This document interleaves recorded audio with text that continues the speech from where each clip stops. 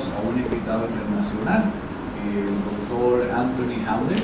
Investment in public education results in billions of dollars of social and economic benefits for our society at large.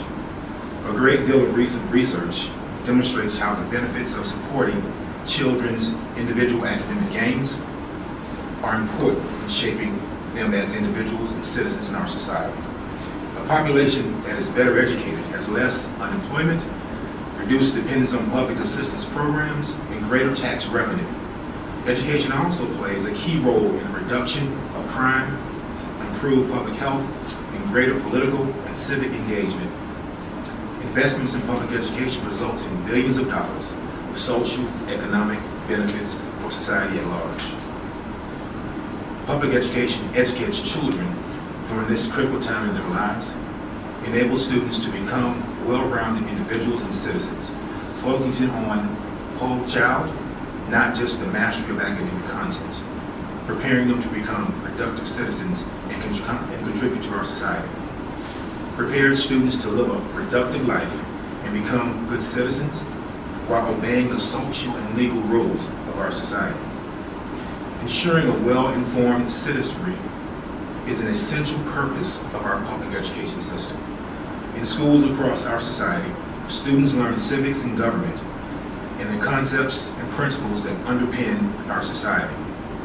In order to sustain a highly functioning system of government, its citizens must be educated on the roles in a democracy and their responsibility to make decisions that determine the future of the nation.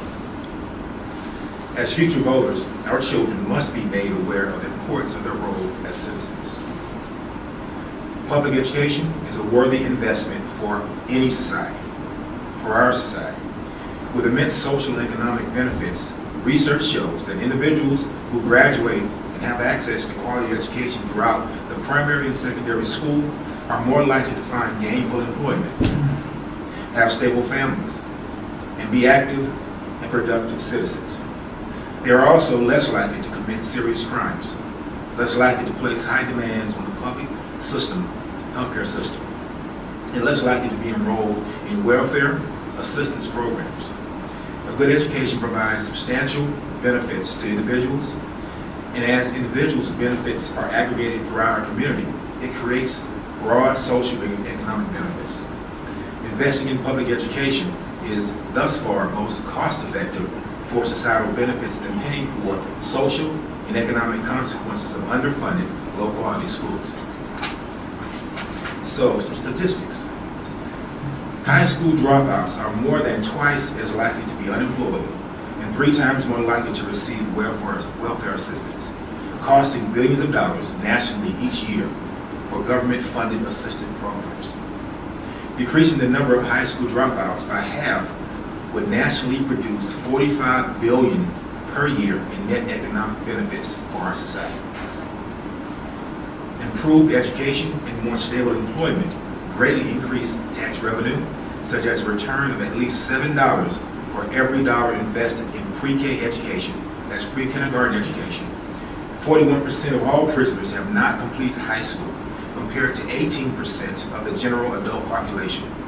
The annual cost of incarcerating an individual is about $32,000, while the annual cost of a quality public education is about $11,000 on average.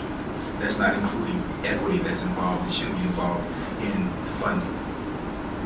A 5% increase in male graduate rate would have $5 billion in crime-related expenses. Mortality decreases for every additional year in the schooling by 7.2% for men and 6% for women. And the chances of optimal health is up to 8 times higher for citizens with 18 years of education versus only 7.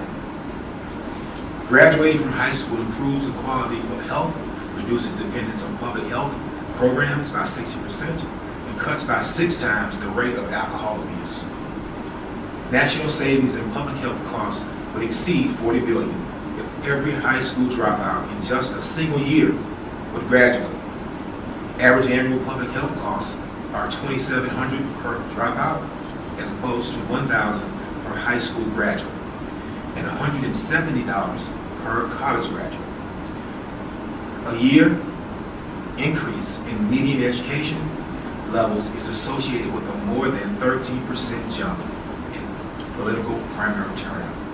And as you know, it's highly political when it comes to public education, unfortunately. Political theorist Benjamin Barber, 2004, states, "The lesson seems obvious. A healthy functioning society cannot do without public education.